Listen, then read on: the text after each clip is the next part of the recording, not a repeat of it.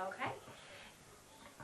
And I'm just going to have you look at me, okay? Okay. Let me level this out. Sorry, I like my stuff to be as close to perfect as possible. Can you say and spell your name for me? My name is Ronald D. Williams. How do I spell it? Ronald, D, and Williams. Do you live here in Newport? Lived here in Newport. Whole life? My dad left here to go to the steel mills back in 1950, and so I was gone for several years, but this is my roots. This is where my family's from.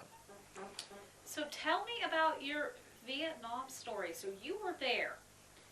The Inferno at Sea. It's What a little, happened? it's going to be a little difficult for me to Okay. explain. Sure.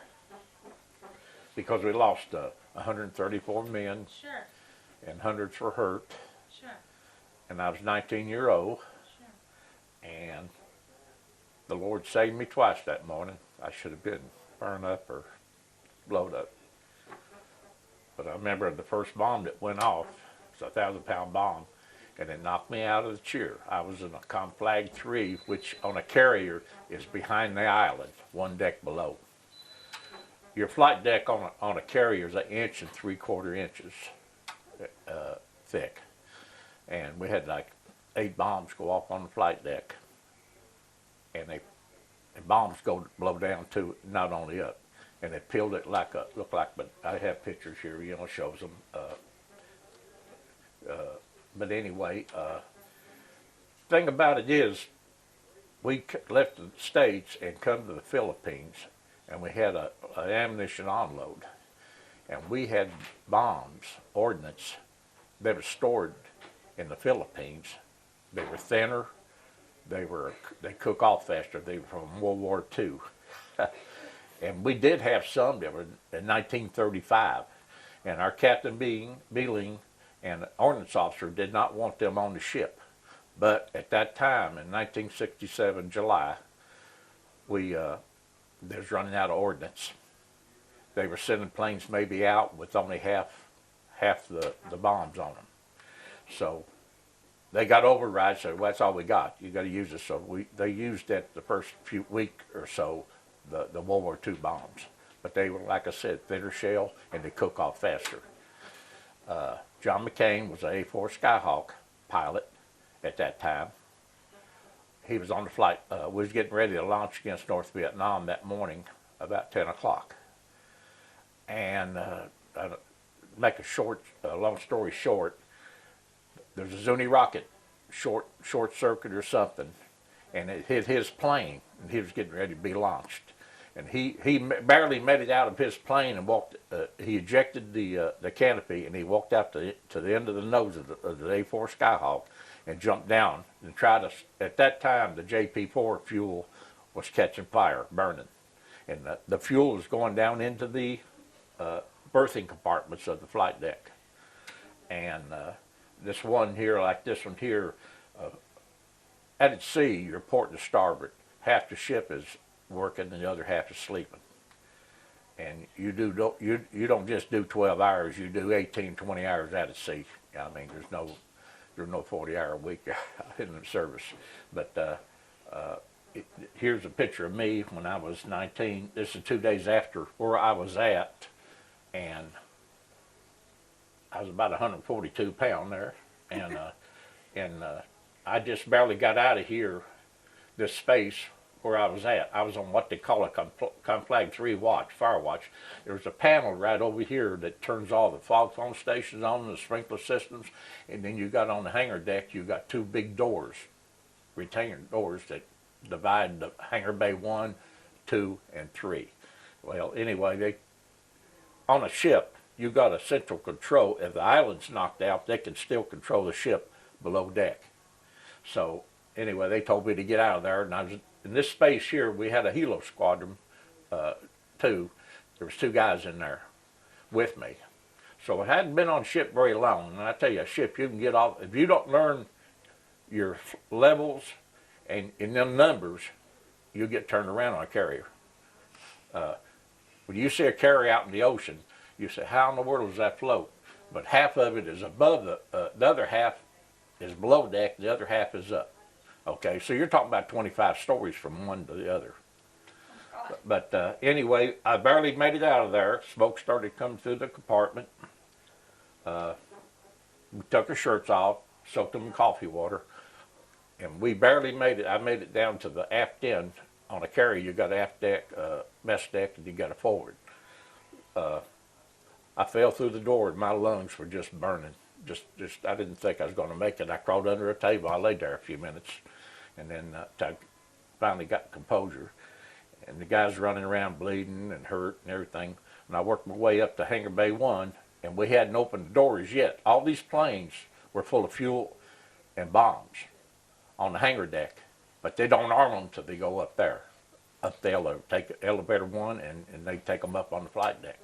But anyway, at this time, there was a lot of rupturing tip tanks, and like the F-4, prettiest plane I believe I've ever seen, the F-4 Phantom. The Blue Angels used them for years, just a good warplane. And they're full of fuel too, the wings. And then you got tip tanks on your planes that hold like 200 gallons. So some of these were ruptured on the flight deck, and that fuel was running down into the berthing compartments. So yeah, we lost 134 men and hundreds were hurt, and it's I just think 19, 20, 21-year-old boys dying and never know what it was like to get married, have kids.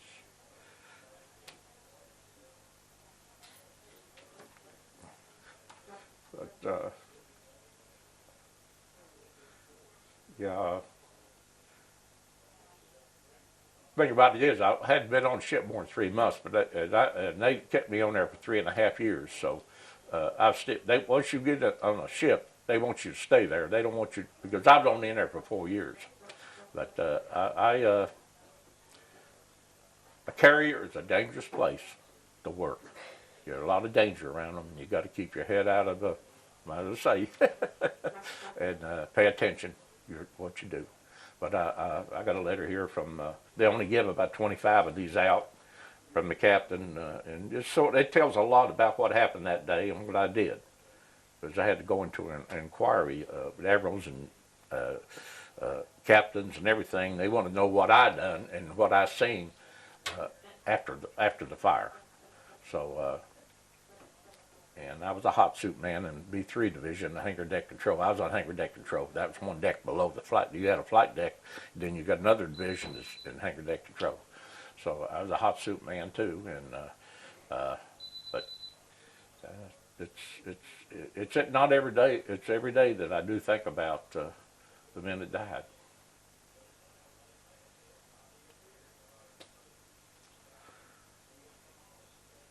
But anyway, Life magazine come out there that next month, and I got one for each one of my 2 kids. And then there's 4 or 5 good pictures in there, but that shows where the bombs went off. And I think this is where the 43 men we had to get out of the berth. They didn't make it out of the berthing compartment. It happened so fast. So, but a carrier stays about 12 miles. They call it Yankee Station. They keep about 12 miles off the coast of North Vietnam. And every day we had 2 carriers over there. But John McCain almost got killed. He was on fire. His suit was on fire, and they had put it out. The first responders on the flight deck. But about 4 months later, they're running short of pilots, and John McCain volunteered to go on the U.S.S. Oriskany. And that's when he got shot down, was a POW for over 40 something months. And he was his granddaddy was Halsey in World War II, and his dad, and John McCain's dad, was an admiral too. He was like a celebrity, propaganda. See, so, and they didn't make it easy on him. They tortured him and everything. They made a movie on it, and it's based on his life. But they always said he was a little cocky, but you can imagine what pilots were like when they're out of academy, 22, 23, 5-year-old. But I'm lucky to be here, and thank God I know one thing. The first bomb went off and it knocked me down. It knocked me down. I was in a chair like here. You could look out through here and see the hangar bay, all around the hangar bay. And then in hangar bay 2, you had another man in the same position, and then you had one in hangar bay 1. You're always looking out there to see, make sure everything's all right. But the first bomb did knock me down, and I don't care if you're an atheist or an unbeliever. The first words will come out of your mouth, "Oh my God," because I thought that was it. So that's the way I feel. I think that you'll call on the Lord to help you. So, Thank you for sharing that. I know it was not easy. For you, when you took part in this program, how did it feel to know that these young kids from Newport High School wanted to honor you all in this way? I think it's great. We got a beta club up here at the high school. They're the best. They put the best program on every year for the veterans. But they're getting smaller. The numbers have been getting smaller the last few years. And I got a chance to travel about all over the world. And I tell you what, I love this country. And people just don't know how hard it is on all these foreign countries, that how good we got it here. I mean, we got, you can go somewhere and get food if you're too lazy to walk. They'll give you clothes and food and shoes on your feet anywhere.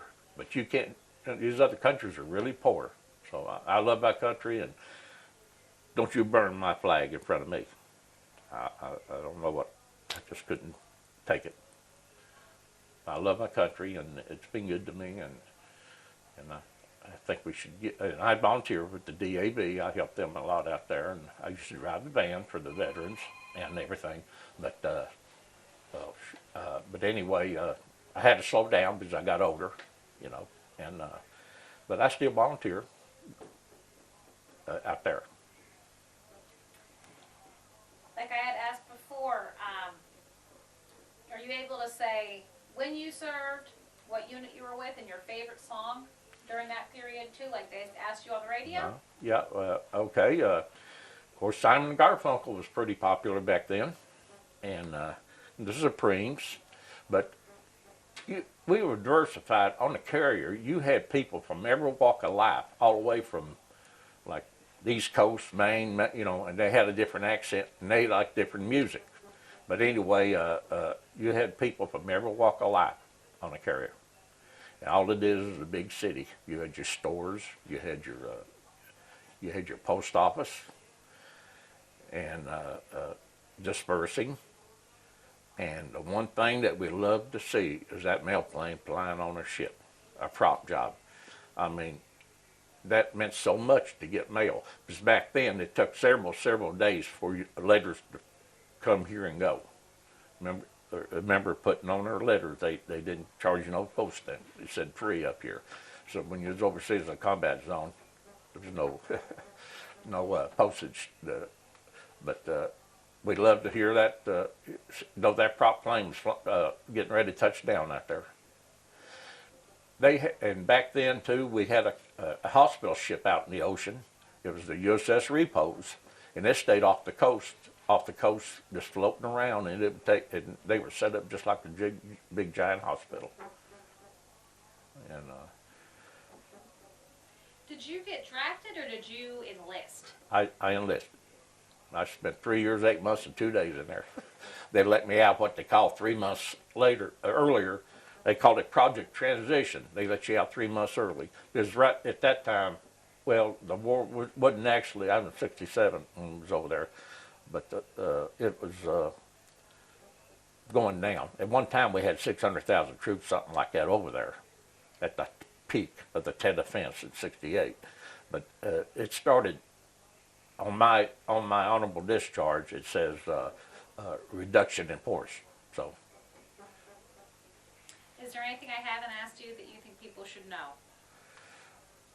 Just try to, I know it's hard for young people not to volunteer, but when you get older, you get maybe a little better financial shape, and the Lord's been good to you, just give back. pick up, there's so many organizations out in your community. Just pick out the one you like and stick, 2 or 3, stick with it and help, because volunteerism, it moves a lot of 501